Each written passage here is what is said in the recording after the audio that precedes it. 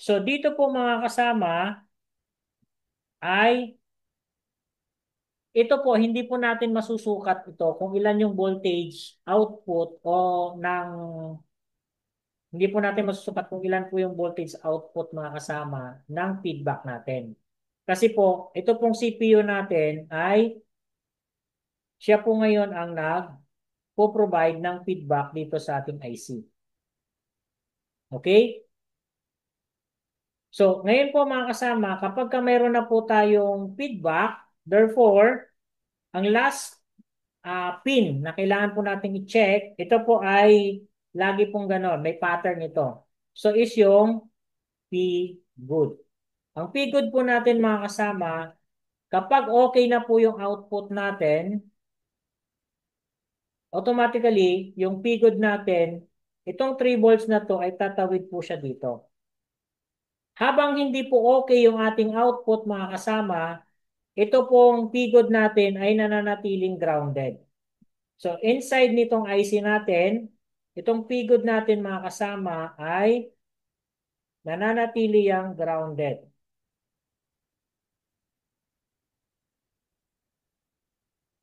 Okay? So, ang atin pong pigod ay hanggat hindi po okay yung atin pong output, ibig sabihin ito po ay mananatiling grounded. Ground yung pupunta dito. Pero kapag okay na po ito mga kasama, mag-open drain po internally yung atin pong MOSFET sa loob. Mag-open internally po yan. So kapag ka nag-open po siya, ibig sabihin, ang tawag sa kanya, open drain. Pag nag-open drain, ibig sabihin, mawawala yung ground sa ating power good.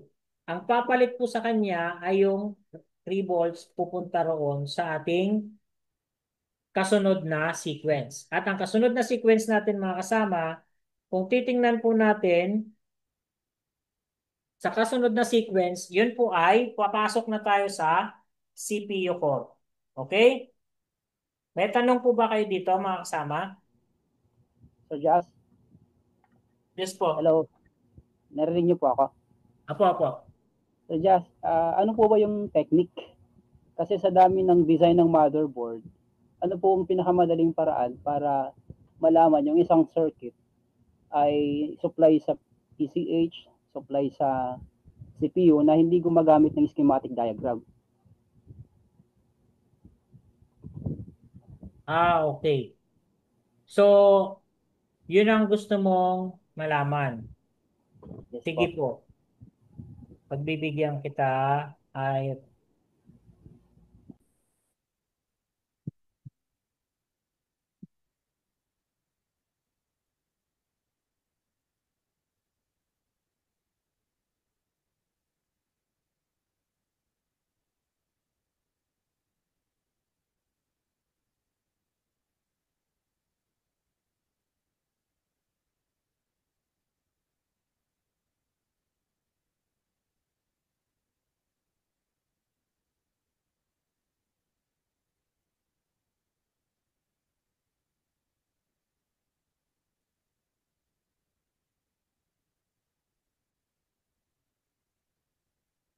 okay, ito po mga kasama para po magkaroon lang kayo ng basic na idea. Kasi ito po talaga yung tanong. Ano? Tanong po yan. Kasi isa yan sa mga hindi po nasasagot sa karamihan sa mga technician na nagre-repair na. Actually, maraming technician hindi sila aware sa ganito. Ito pong ating PCH. Itong PCH natin, ito yung ating CPU. So, ibig sabihin po niyan mga kasama, pag magkasama yung dalawa, combine, ang tawag sa kanya is OC. So, ang anticipation po natin dyan, na mayroon po yung RTC-BCC na nagsusupply sa PCH.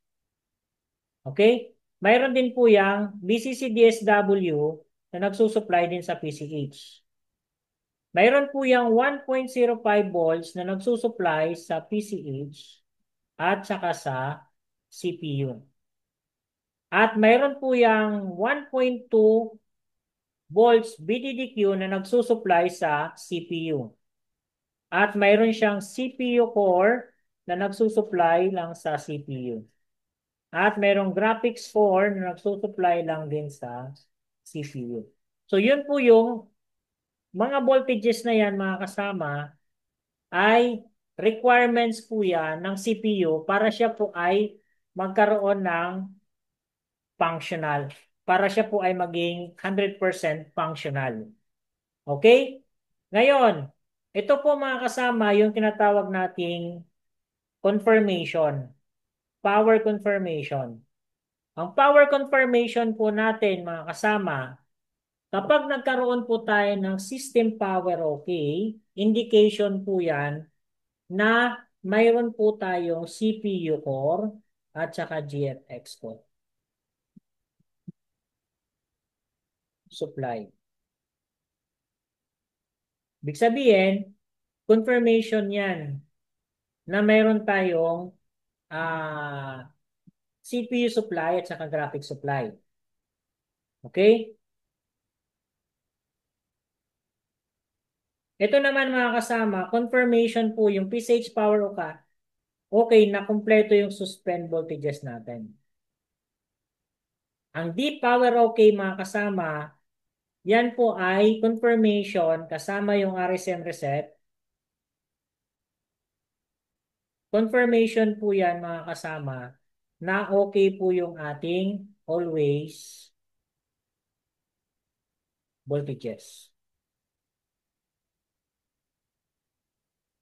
Ito naman ay suspend or power on voltages. Tapos ito naman yung system power okay, yung ating 4 voltages. So, yan pong tatlong signal na yan mga kasama, napakahalaga po niyan eh. Imaginein mo lang mga kasama, kung kulang sa supply ang CPU natin, ibig sabihin yan, ito lang po ang tanging makakapag-confirm sa atin. Kasi inside this CPU, hindi natin alam kung ano yung pumapasok dyan. Pero pwede nating hanapin yung system power okay kung yan po ba ay naka-full high. Full high. Pwede nating hanapin yung signal ng PSH power okay kung siya po ay naka-full high. Pwede rin natin check yung D power okay kung siya po ay naka-full high. So, ibig sabihin, ang system power okay natin ay, kung naka-full high yan is 3 volts, yung system power okay natin ay, itong PCH power okay natin ay 3 volts, yung atin pong D power okay ay 3 volts din. So, ibig sabihin, yan po mga kasama is confirmation na kompleto yung supply na pumapasok sa ating CPU. Ngayon, kailan tayo magde-decide na may problem tayo sa power supply or may problem tayo sa CPU? Ganito po yan mga kasama. Kapag kompleto generated naman po ito, pero wala pong display, so ibig sabihin, sino nagpo-provide ng display? Ang CPU, di ba? Nasa CPU yung ating problem. Kaya nga po mga kasama, kapag no display problem na po yung ating concern, isa po sa ginagawa natin dyan ay ito. Pakita ko sa inyo mga kasama.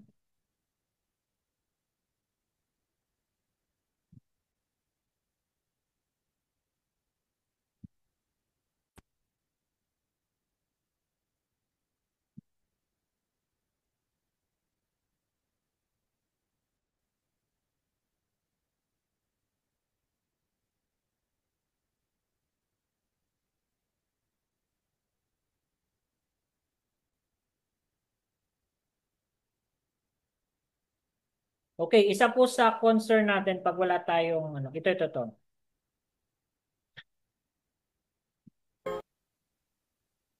Ito.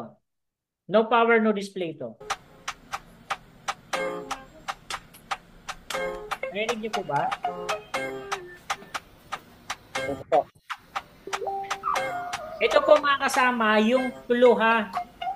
Ang tamang paraan ng pag-reflow ng CPU, ang tamang paraan ng pag-reflow ng CPU, ang critical dyan sa ganyan. Kapag tama yung ginagawa mo dyan sa CPU na yan, mabubuhay yan. Kung pagkamali, matutuluyan yan. Okay? So dito po mga kasama, hindi po sapat yung ano lang, yung ATM. Dapat mayroon kang BGA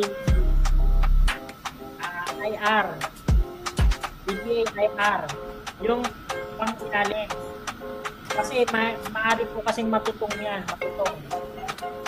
Matututong yan.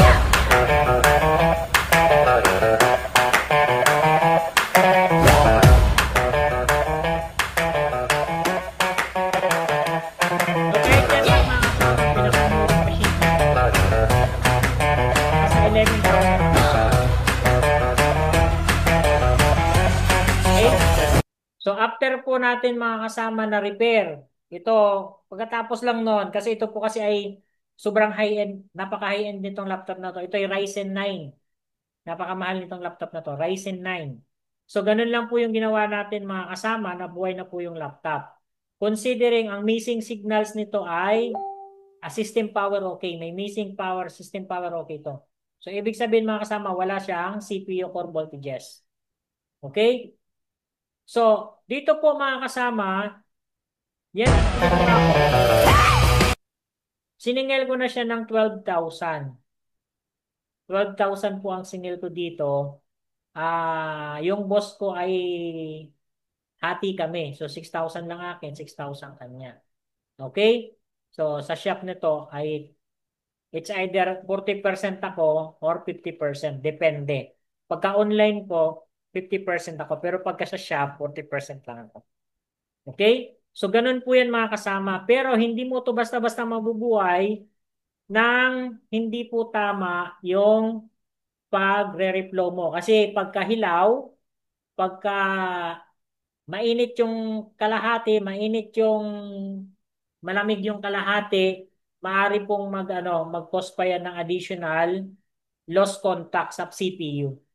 Okay? Nagigits niyo po mga kasama? Hello? Okay, bro, po.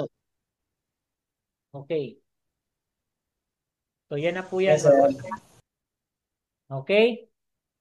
So, pinakikiramdaman ko sana wag mag-back job. Pinakikiramdaman ko. Pero sana wag naman. Okay.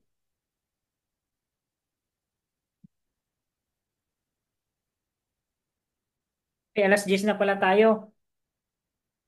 Nasagot ko ba yung Po. tanong mo, mga kasama?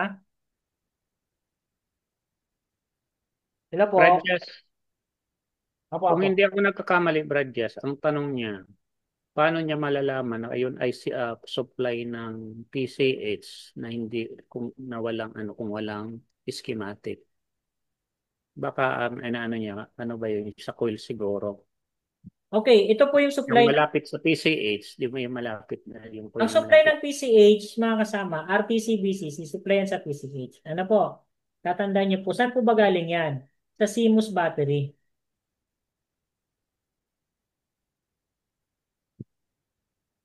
Tapos, ito pong BCC DSW, saan po ba galing yan? Galing yan sa 3 volts always. 3 volts always. So, supply yan ng PCH. Tapos, yung 1.05 volts, supply po yan ng PCH. Ang 1.2 BDDQ at saka yung CPU core, ito po ay supply papunta sa CPU. Yun po yung tatandaan niya. Nagigets niyo po ba yun? Yun lang naman ang tinatanong niya kung ano yung supply papunta dyan. Mayroon pang isang supply yung 1.8. 1.8 volts. Kasi hindi po pare-parehas ang mga kasama. Hindi po pare-parehas ang pagkakagawa ng laptop. Saan niyo po malalaman yun? Malalaman niyo po yun sa schematic diagram. Okay?